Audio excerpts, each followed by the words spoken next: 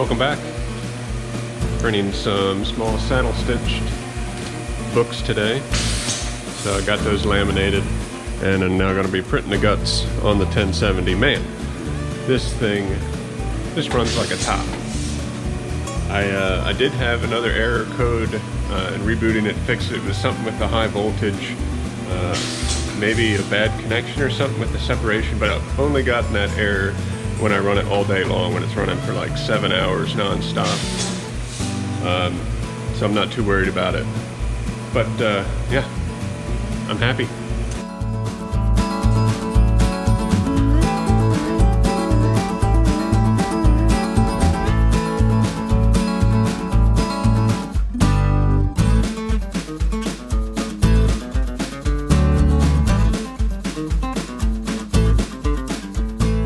Thought I'd quickly perfect bind these books. I only had to do 30 of them, so it didn't take me long before I started printing the insides of those and the insides of these here. I hate turning equipment on like the perfect binder and not running it. I like to turn it on, run it, and turn it off, because basically each machine has an hour life. The longer you leave it on, the more wear and tear on the machine, the more maintenance. So I like to turn it on, heat it up, run it, and then turn it off.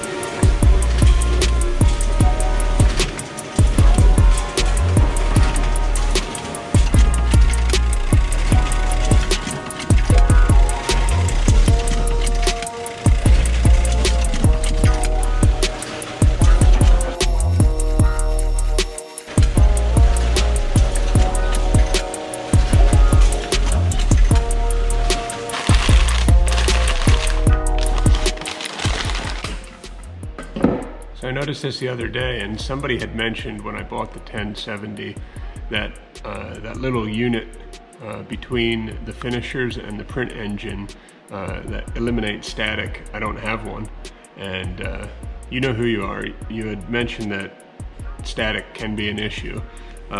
So I printed a ton of uncoated stock and no problem at all, but I do see more static on there on the coated sheets. So I am going to have to consider potentially getting that unit in between there that will eliminate static.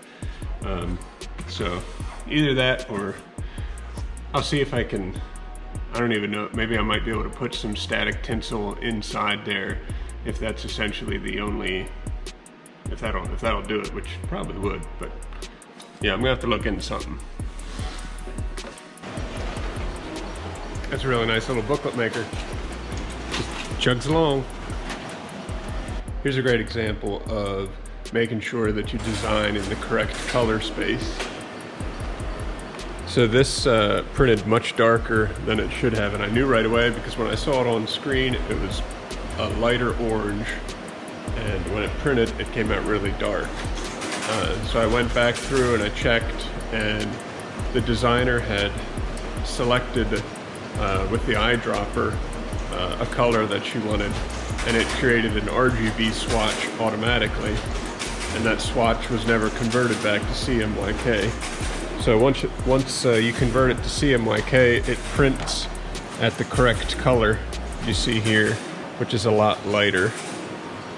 So great example of RGB color space messing stuff up and printing not what is seen on the screen. So design in CMYK. Ooh, exciting news on another note.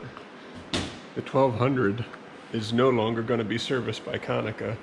I got a phone call the other day that they're going to terminate the service agreement, which is actually really good news, because I was debating calling and trying to end it myself, just because I kind of want to service it myself, and my volume for black and white keeps going down because more and more people want color printing, so my color volume is going up.